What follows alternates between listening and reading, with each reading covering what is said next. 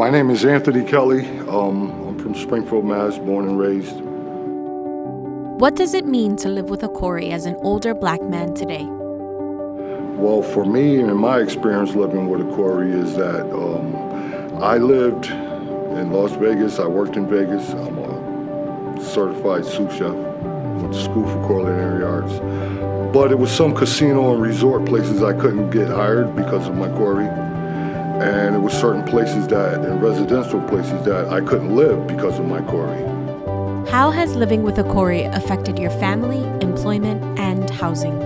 Well, I could tell you this story about, God bless my mother, she's not here now, but living with her, trying to live with her. My mother lived in Seattle, Washington, but the complex place that she lived in, they asked for CORI checks, and my CORI came up from Massachusetts.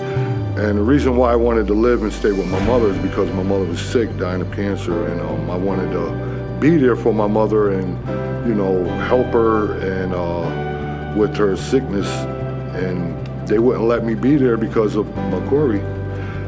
What I did was I stayed anyways, I'm not gonna lie, because I wanted to be with my mother for the last days being here. So I stayed, and did what I had to do, but just, have to sneak in and out and don't let, people see me go in and out and things like that, where if it's like late and things like that, they nosy and things like that, and they talk a lot. And thank God nothing happened whereas I got in trouble or anything, but, for checking my CORIs for other jobs and things, them checking up on my CORI and seeing the record that I had and things like that, I couldn't get the jobs, and that messed me up big time because they wanted to hire me for my experience, and because I had experience in the job field, that they couldn't hire me because of my CORI.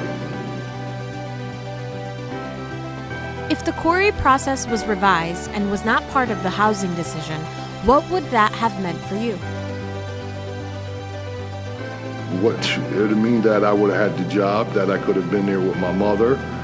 It meant that a lot of certain jobs, because I like to work with kids and, coach sports and try to work at housings where kids, like delinquent kids, live and all that. I can work there and be around them and give them my experience, strength, and hope. But having a CORI, you couldn't do things like that. If you had the opportunity to speak with policymakers about the impact of the CORI, what would you say to them? I would tell them that they should give people with the CORI background check. When they do give a background check, see what the nature of the crime was, because if, you only have like a breaking an entry or something like that, that shouldn't stop you from being there for your mother or working with other kids or things like that. So look into people's CORI and see the nature of the crime and things like that and give them a chance.